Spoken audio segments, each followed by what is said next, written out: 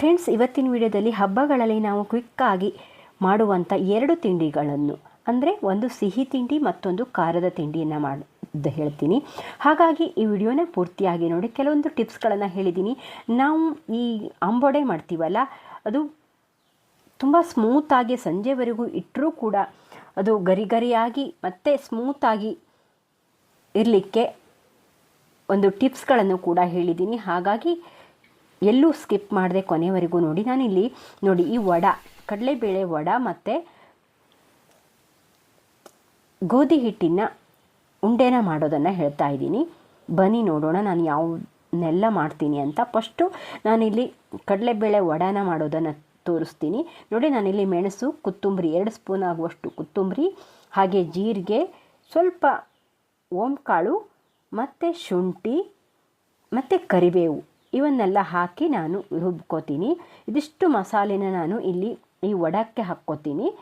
ನೀವು ಬೇಕಾದ ಮಸಾಲೆನ ನೀವು ಇಲ್ಲಿ ಹಾಕ್ಬೋದು. ಈರುಳ್ಳಿ ಬೆಳ್ಳುಳ್ಳಿನ ನಾನು ಹಬ್ಬದ ದಿವಸ ನಾವು ಹಾಕೋಲ್ಲ, ಹಾಗಾಗಿ ಅದನ್ನು ಹಾಕಲ್ಲ. ನಮಗೆ ಸ್ಮೂತಾಗಿ ಬರಬೇಕು ವಡ. ಸಂಜೆವರೆಗೂ ಇಟ್ಟರು ಅದು ಗಟ್ಟಿಯಾಗಬಾರ್ದು. ಅಂದರೆ ನಾವು ಉದ್ದಿನಬೇಳೆನ ಹಾಕಿದರೆ ತುಂಬ ಸ್ಮೂತಾಗಿ ಬರುತ್ತೆ. ನಾನು ಇಲ್ಲಿ ಕಡಲೆಬೇಳೆಯನ್ನು ಮತ್ತು ಉದ್ದಿನಬೇಳೆನ ನೆನೆ ಹಾಕ್ಕೊಂಡಿದ್ದೀನಿ. ಕಡಲೆಬೇಳೆನೂ ಕೂಡ ಸ್ವಲ್ಪ ಜಾಸ್ತಿನ ನೆನೆಸ್ಕೊಂಡ್ರೆ ಅದು ಸ್ಮೂತಾಗಿ ಬರುತ್ತೆ. ಇಲ್ಲ ಅಂದರೆ 1 ಗಂಟೆಗಳ ಕಾಲ, ನಿಮಗೆ ಗರಿ ಗರಿಯಾಗಿ ಬೇಕು ಅಂದರೆ 1 ಗಂಟೆಗಳ ಕಾಲ ಎರಡನ್ನೂ ನೆನೆ ಹಾಕ್ಕೊಳ್ಳಿ. ನಾವು ಕಡಲೆಬೇಳೆನ ಎಷ್ಟು ತೊಗೊಂಡಿದ್ದೀನೋ ಅದರ ಅರ್ಧದಷ್ಟು ನಾನು ಉದ್ದಿನಬೇಳೆನ ತೊಗೊಂಡಿದ್ದೀನಿ.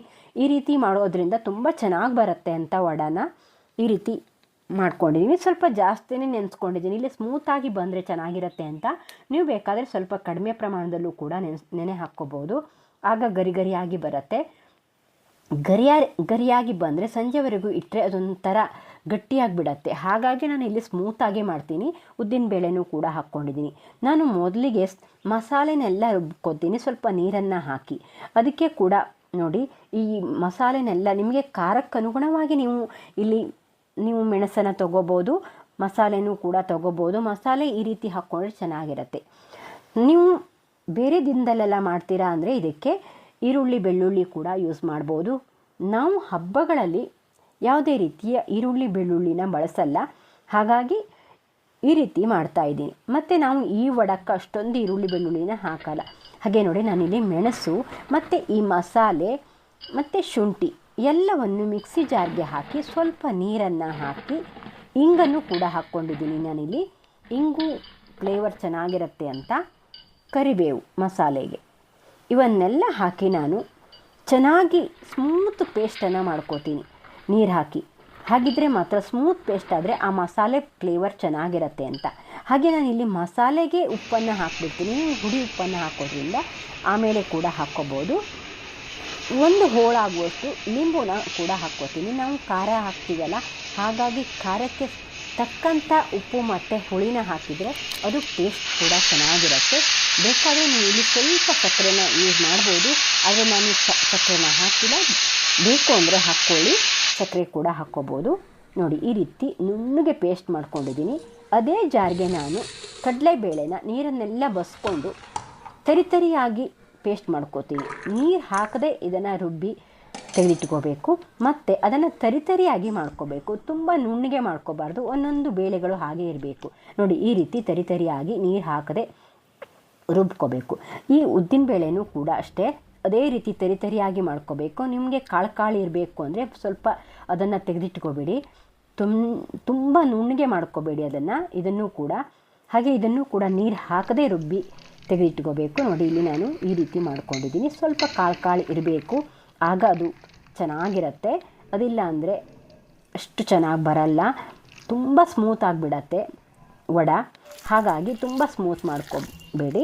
ಹಾಗೆ ನೋಡಿ, ನಾನು ಇವೆಲ್ಲವನ್ನು ಚೆನ್ನಾಗಿ ಮಿಕ್ಸ್ ಮಾಡ್ಕೊತೀನಿ.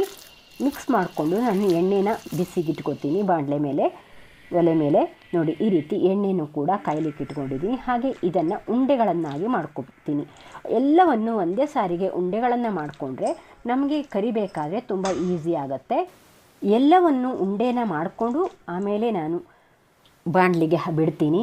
ಫ್ರೆಂಡ್ಸ್, ನಾನು ಕಜ್ಜಾಯನ ಮಾಡೋದನ್ನು ಹೇಳಿದ್ದೀನಿ ಪರ್ಫೆಕ್ಟ್ ಮೆಥಡಲ್ಲಿ, ಮತ್ತು ಅಕ್ಕಿ ವಡೆನ ಮಾಡೋದನ್ನು ಕೂಡ ಹೇಳಿದ್ದೀನಿ. ನೀವು ನನ್ನ ಚಾನಲ್ಗೆ ಹೋದರೆ ಒಂದಷ್ಟು ಅಡುಗೆ ತಿಂಡಿಗಳು ಸಿಗತ್ತೆ, ತುಂಬ ಏನೂ ಇಲ್ಲ. ಆದರೂ ಅಡುಗೆ ತಿಂಡಿ ಕೂಡ ನಾನು ಈ ಚಾನಲಲ್ಲಿ ಕೆಲವೊಂದು ಸಾಂಪ್ರದಾಯಿಕ ಅಡುಗೆಗಳನ್ನು ಹಾಕ್ತೀನಿ, ಬೇಕಾದರೆ ನೋಡ್ಕೊಳ್ಳಿ. ನೋಡಿ, ಎಣ್ಣೆನ ಹದವಾಗಿ ಬಿಸಿ ಮಾಡ್ಕೊಳ್ಳಿ, ತುಂಬ ಬಿಸಿ ಮಾಡ್ಕೊಳ್ಳೋಕೆ ಹೋಗಬೇಡಿ. ತುಂಬ ಹೈ ಫ್ಲೇಮಲ್ಲಿ ಇಟ್ಕೊಂಡು ಇದನ್ನು ಬೇಯಿಸಿದರೆ ಕಪ್ಪಾಗಿಬಿಡತ್ತೆ, ಒಳಗಡೆ ಬೇಯಲ್ಲ. ಹಾಗಾಗಿ ಮೀಡಿಯಮ್ ಫ್ಲೇಮಲ್ಲಿ ನಾವು ಇದನ್ನು ಬೇಯಿಸಬೇಕು. ನೋಡಿ, ಈ ರೀತಿ ಅದನ್ನು ಗೋಲ್ಡನ್ ಬ್ರೌನ್ ಆಗೋವರೆಗೂ ನಾವು ಅದನ್ನು ಫ್ರೈ ಮಾಡಿಕೊಂಡು ತೆಗೆದಿಟ್ಕೊಂಡ್ರೆ ಸಂಜೆವರೆಗೂ ಇದನ್ನು ಇಟ್ಕೊಂಡು ತಿನ್ಬೋದು. ನೋಡ್ಬೋದು, ಇಲ್ಲಿ ನಾನು ಎಲ್ಲ ಉಂಡೆಗಳನ್ನು ಮಾಡಿಕೊಂಡೇ ಮಾಡಿದ್ದೀನಿ. ತುಂಬ ಸ್ಮೂತಾಗಿ ಬರುತ್ತೆ ಈ ರೀತಿ ಮಾಡೋದ್ರಿಂದ. ಈಗ ಹಲ್ಲಿಲ್ಲದೆ ಇರೋರು ಕೂಡ ಇದನ್ನು ತಿನ್ಬೋದು, ಅಷ್ಟು ಸ್ಮೂತಾಗಿ ಬಂದಿದೆ. ಬೇಕಾದರೆ ನೋಡ್ಬೋದು, ಒಳಗಡೆ ಸಾಫ್ಟಾಗಿ ಬಂದಿದೆ, ಮೇಲ್ಗಡೆ ಗರಿ ಗರಿಯಾಗಿ ಬಂದಿದೆ. ಈ ರೀತಿ ವಡಾನ ಮಾಡೋದು ಇಷ್ಟ ಆದರೆ ಲೈಕ್ ಮಾಡಿ ಈ ವಿಡಿಯೋಕ್ಕೆ. ಹಾಗೆ ನೋಡೋಣ ಇಲ್ಲಿ ನಾವು ಉಂಡೆನ ಯಾವ ರೀತಿ ಮಾಡೋದು ಅಂದರೆ, ನಾನು ಗೋಧಿ ಹುಡಿನೇ ತೊಗೊಂಡಿದ್ದೀನಿ. ಯಾವುದಾದ್ರೂ ತೊಗೊಳ್ಳಿ ನೀವು. ಹಾಗೆ ಅರ್ಧದಷ್ಟು ನೀವು ಯಾವ ಕಪ್ಪಲ್ಲಿ ಗೋಧಿ ಹುಡಿನ ತೊಗೊಳ್ತೀರೋ, ಹಿಟ್ಟನ್ನು ತೊಗೋತೀರೋ, ಅದೇ ಕಪ್ಪಲ್ಲಿ ಅರ್ಧ ಆಗುವಷ್ಟು, ಅರ್ಧಕ್ಕಿಂತ ಸ್ವಲ್ಪ ಕಡಿಮೆ ತುಪ್ಪನ ತೊಗೊಂಡ್ರೆ ಸಾಕಾಗತ್ತೆ. ತುಂಬ ತುಪ್ಪ ಬೇಕಾಗಲ್ಲ ಇದಕ್ಕೆ. ತುಂಬ ತುಪ್ಪ ಹಾಕಿದರೂ ಕೂಡ ಅದು ನಾವು ಕಟ್ಟಿಟ್ಟಾಗ ಕರಗಿ ಹೋಗಿಬಿಡತ್ತೆ. ಹಾಗಾಗಿ ಇದಕ್ಕೆ ಸ್ವಲ್ಪ ಕಡಿಮೆ ತುಪ್ಪದಲ್ಲೇ ಮಾಡುವಂಥ ಸಿಹಿ ತಿಂಡಿ ಇದು. ನಾನಿಲ್ಲಿ ತುಪ್ಪನ ಕಾಯಿಸ್ಕೊತೀನಿ. ಸ್ವಲ್ಪ ಅದು ಕರಗಿದ ಮೇಲೆ ನಾನು ಇದಕ್ಕೆ ಗೋಧಿ ಹುಡಿನ ಸ್ಟ್ರೈನರ್ಗೆ ಹಾಕಿ ಸ್ಟ್ರೈನ್ ಇಟ್ಕೊಂಡಿದ್ದೀನಿ. ನೋಡಿ, 1 ಬೌಲ್ ಆಗುವಷ್ಟು ಅದನ್ನು ಹಾಕ್ಕೋತೀನಿ. ನೋಡಿ, ಇದನ್ನು ಹಾಕಿ ಗೋಧಿ ಹಿಟ್ಟು, ಇದು ನೀವು ಯಾವುದೇ ರೀತಿ ಗೋಧಿ ಹಿಟ್ಟು, ಈ ರೊಟ್ಟಿ ಎಲ್ಲ ಮಾಡ್ತಿರಲ್ಲ ಅದೇ ಗೋಧಿ ಹಿಟ್ಟನ್ನು ಹಾಕಿ ಈ ರೀತಿ ಚೆನ್ನಾಗಿ ಮಿಕ್ಸ್ ಮಾಡ್ಕೋಬೇಕು. ನೀವು ಅರ್ಧ ಗೋಧಿ ಹಿಟ್ಟು ಅರ್ಧ ಕಡಲೆ ಹಿಟ್ಟನ್ನು ಕೂಡ ನೀವು ತಗೊಂಡು ಈ ರೀತಿ ಮಾಡ್ಬೋದು. ಇಲ್ಲ ಕಡಲೆ ಹಿಟ್ಟಲ್ಲೂ ಕೂಡ ಈ ರೀತಿ ಉಂಡೆನ ಮಾಡ್ಬೋದು. ಆಲ್ರೆಡಿ ಎಲ್ಲರೂ ಮಾಡಿರ್ತೀರ, ನಾನು ಕೂಡ ಇದನ್ನು ತೋರಿಸ್ತಾ ಇದ್ದೀನಿ ಅಷ್ಟೇ, ಅಂದರೆ ನೆನಪು ಮಾಡ್ತಾ ಇದ್ದೀನಿ ಅಂತ ಹೇಳ್ಬೋದು. ಕೆಲವೊಂದು ಜನ ಮಾಡಿರ್ತಾರೆ, ಬಿಗ್ನರ್ಸ್ಗೆ ಕೆಲವೊಂದು ಬರಲ್ಲ ಅಲ್ವಾ, ಹಾಗಾಗಿ ನಾನು ಮಾಡಿ ತೋರಿಸ್ತೀನಿ. ನೋಡಿ, ಈ ರೀತಿ ಕರಕತ್ತೆ. ಅದು ಹೊರದ ಮೇಲೆ ಆ ತುಪ್ಪ ಎಲ್ಲ ಬಿಟ್ಕೊಳ್ಳುತ್ತೆ, ಆಗ ನಮಗೆ ಅದು ಗೊತ್ತಾಗುತ್ತೆ. ಮತ್ತು ಸ್ವಲ್ಪ ಕಲರ್ ಚೇಂಜ್ ಆಗುತ್ತೆ. ಹೊರದಿರೋದು ಆ ತುಪ್ಪ ಎಲ್ಲ ಬಿಟ್ಕೊಂಡ ಮೇಲೆ ನಾವು ಅದನ್ನು ಹಾಗೆ ಸ್ವಲ್ಪ ತಣ್ಣಗಾದಮೇಲೆ ಸಕ್ಕರೆ ಹುಡಿನ ಮಾಡ್ಕೋಬೇಕು.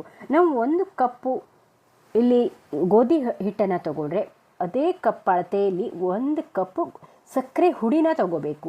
ಸಕ್ಕರೆನ ನಾನು ಮಿಕ್ಸಿಗೆ ಹಾಕಿ ಪೌಡ್ರನ್ನು ಮಾಡಿ ಇಟ್ಕೊಂಡಿರ್ತೀನಿ, ಅದನ್ನು ತಗೋತೀನಿ. ನೋಡಿ, ಚೆನ್ನಾಗಿ ಹುರಿತಾ ಇದ್ದೀನಿ ಇಲ್ಲಿ. ನೀವು ಎಷ್ಟು ಚೆನ್ನಾಗಿ ಹುರಿತೀರೋ ಅಷ್ಟು ಚೆನ್ನಾಗಿ ಅದು ರುಚಿ ಬರುತ್ತೆ. ಮತ್ತು ಮೀಡಿಯಮ್ ಫ್ಲೇಮಲ್ಲಿ ನೀವು ಇಲ್ಲಿ ಹುರ್ಕೊಳ್ಳಿ, ಇಲ್ಲಾಂದರೆ ತಳ ಹತ್ತಿ ಬಿಡತ್ತೆ. ನೋಡಿ, ಈಗೆಲ್ಲ ತುಪ್ಪ ಎಲ್ಲ ಬಿಟ್ಟುಕೊಳ್ತಾ ಇದೆ, ಈ ರೀತಿ ಆಗಬೇಕು. ನೋಡ್ಬೋದು, ಈಗ ಅದು ಹುರಿದಿದೆ ಅಂತ. ನೋಡಿ, ಈ ರೀತಿ ಮಾಡಿದಾಗ ನೋಡಿ ಇಷ್ಟು ಮುದ್ದೆ ಥರ ಆಗುತ್ತೆ. ಇಷ್ಟೊಂದು ತುಪ್ಪ ಬೇಡ, ಇನ್ನೊಂದು ಸ್ವಲ್ಪ ಕಡಿಮೆ ತುಪ್ಪ ಹಾಕಿದರೂ ನಡೆಯುತ್ತೆ. ನಾನು ಇಲ್ಲಿ ಸ್ವಲ್ಪ ಜಾಸ್ತಿ ಹಾಕಿದ್ದೀನಿ ಅಂತ ಅನಿಸಿದೆ, ಆದರೂ ಏನೂ ಆಗಲ್ಲ. ಸಕ್ಕರೆ ಹುಡಿನ ಹಾಕ್ತೀವಲ್ಲ ನಾವು, ಅದು ಮಿಕ್ಸ್ ಆಗುತ್ತೆ. ನೋಡಿ, ಈ ರೀತಿ ಮಾಡಿ ನಾನು ಸ್ವಲ್ಪ ಹಾಗೆ ಆರೋಕ್ಕೆ ಬಿಡ್ತೀನಿ. ಸ್ವಲ್ಪ ಬಿಸಿ ಇರಬೇಕು, ತುಂಬ ಬಿಸಿ ಇರಬಾರ್ದು. ಆಗ ನಾವು ಸಕ್ಕರೆ ಹುಡಿನ ಹಾಕಬೇಕು. ತುಂಬ ಬಿಸಿ ಇರುವಾಗ ಹಾಕಿದರೆ ಅದು ಸ್ವಲ್ಪ ಮುದ್ದೆ ಥರ ಆಗಿಬಿಡುತ್ತೆ ಒಂದೇ ಸಾರಿಗೆ. ಹಾಗಾಗಿ ನೋಡಿ, ನಾನಿಲ್ಲಿ ಸಕ್ಕರೆ ಹುಡಿನ ಮಾಡ್ಕೊಂಡಿದ್ನಲ್ಲ, ಯಾವ ಕಪ್ಪಲ್ಲಿ ಗೋಧಿ ಹುಡಿನ ತೊಗೊಂಡಿದ್ನೋ ಅದೇ ಕಪ್ಪಲ್ಲಿ 1 ಅಳತೆ ಪ್ರಕಾರದಲ್ಲಿ ನಾನಿಲ್ಲಿ ಸಕ್ಕರೆ ಹುಡಿನ ತೊಗೊಂಡಿದ್ದೀನಿ. ಸಕ್ಕರೆ ಹಿಟ್ಟು ಹಾಗೆ ಚೆನ್ನಾಗಿ ಮಿಕ್ಸ್ ಮಾಡ್ಕೋತೀನಿ. ಇಷ್ಟು ಚೆನ್ನಾಗಿ ನೀವು ಕೈಯಲ್ಲೇ ಸ್ವಲ್ಪ ತಿಕ್ಕಿ ಅದನ್ನು ಮಿಕ್ಸ್ ಮಾಡಿದರೂ ಪರವಾಗಿಲ್ಲ. ಚೆನ್ನಾಗಿ ಮಿಕ್ಸ್ ಮಾಡ್ಕೋಬೇಕು ಅದನ್ನು, ಆಗ ಮಾತ್ರ ಅದು ರುಚಿ ಬರುತ್ತೆ. ಅದಿಲ್ಲ ಅಂದರೆ ಒಂದು ಕಡೆ ಸಕ್ಕರೆ ಹಿಟ್ಟು, ಒಂದು ಕಡೆ ಗೋಧಿ ಹುಡಿ ಹೀಗಾಗಿಬಿಡತ್ತೆ. ಹಾಗಾಗಿ ನೋಡಿ, ಚೆನ್ನಾಗಿ ಮಿಕ್ಸ್ ಮಾಡ್ಕೋಬೇಕು. ತುಂಬ ಬಿಸಿ ಇರುವಾಗ ಹಾಕಿದರೆ ಕರಗಿ ಹೋಗಿಬಿಡತ್ತೆ ಸಕ್ಕರೆ. ಹಾಗಾಗಿ ಸ್ವಲ್ಪ ಬಿಸಿ ಇರುವಾಗ ನೀವು ಇದನ್ನು ಹಾಕ್ಕೊಳ್ಳಿ. ನೋಡಿ, ಈ ರೀತಿ ಅದನ್ನು ನಾವು ಚೆನ್ನಾಗಿ ಮಿಕ್ಸ್ ಮಾಡಿಕೊಂಡು ಉಂಡೆಗಳನ್ನು ಮಾಡಿಕೊಂಡು 1 ತಿಂಗಳ ಕೂಡ ನೀವು ಇದನ್ನು ಇಟ್ಕೋಬೋದು. ತುಂಬ ಕ್ವಿಕ್ಕಾಗಿ ಮಾಡ್ಕೋಬೋದು. ನಿಮಗೆ ನೆಂಟರು ಯಾರಾದರೂ ಬರ್ತಾರೆ ಅಥವಾ ಬಂದಿದ್ದಾರೆ ಅನ್ನೋವಾಗ ಈ ಸ್ವೀಟನ್ನು ಈಸಿಯಾಗಿ ಮಾಡ್ಕೊಳ್ಳುವಂಥ ಸ್ವೀಟು ಇದು. ನೋಡಿ, ಈ ರೀತಿ ಎಲ್ಲವನ್ನು ಉಂಡೆನ ಮಾಡಿಕೊಂಡು ನಿಮಗೆ ಯಾವ ಸೈಜಲ್ಲಿ ಬೇಕೋ ಆ ಸೈಜಲ್ಲಿ ನೀವು ಈ ರೀತಿ ಉಂಡೆಗಳನ್ನು ಮಾಡಿ ಸರ್ವ್ ಮಾಡ್ಬೋದು. ದೇವರಿಗೆ ನೈವೇದ್ಯಕ್ಕೂ ಕೂಡ ತುಂಬ ಶ್ರೇಷ್ಠವಾಗಿ ಇದೆ ಇದು. ನಾವು ತುಪ್ಪ ಗೋಧಿ ಹಿಟ್ಟನ್ನು ಹಾಕಿ ಮಾಡಿರ್ತೀವಲ್ಲ, ಹಾಗಾಗಿ ದೇವರಿಗೆ ಶ್ರೇಷ್ಠವಾದ ಒಂದು ತಿಂಡಿ. ಮತ್ತು ಹಬ್ಬಗಳಲ್ಲಿ ನಾವು ತುಂಬ ಅಡುಗೆಗಳನ್ನು ಮಾಡ್ತೀವಿ, ಆಗ ನಮಗೆ ಟೈಮ್ ಇರಲ್ವಲ್ಲ, ಹಾಗಾಗಿ ಈ ರೀತಿ ಕ್ವಿಕ್ಕಾಗಿ ಮಾಡುವಂಥ ಒಂದು ರೆಸಿಪಿನ ಮಾಡ್ಬೋದು. ನೋಡಿ, ಈ ರೀತಿ ಉಂಡೆಗಳನ್ನು ಮಾಡಿ ಸ್ಟೋರ್ ಮಾಡಿ ಇಟ್ಕೋಬೋದು. ಈ ವಿಡಿಯೋ 2 ತಿಂಡಿಗಳನ್ನು ಹಬ್ಬಕ್ಕೆ ಮಾಡಿ ಮತ್ತು ಹೇಗಿತ್ತು ಅಂತ ಕಮೆಂಟ್ ಮಾಡಿ. ಇನ್ನೂ ನೀವು ನನ್ನ ಚಾನಲ್ನ ಸಬ್ಸ್ಕ್ರೈಬ್ ಮಾಡಿದ್ರೆ ಸಬ್ಸ್ಕ್ರೈಬ್ ಮಾಡ್ಕೊಳ್ಳಿ. Thank you for watching. Bye.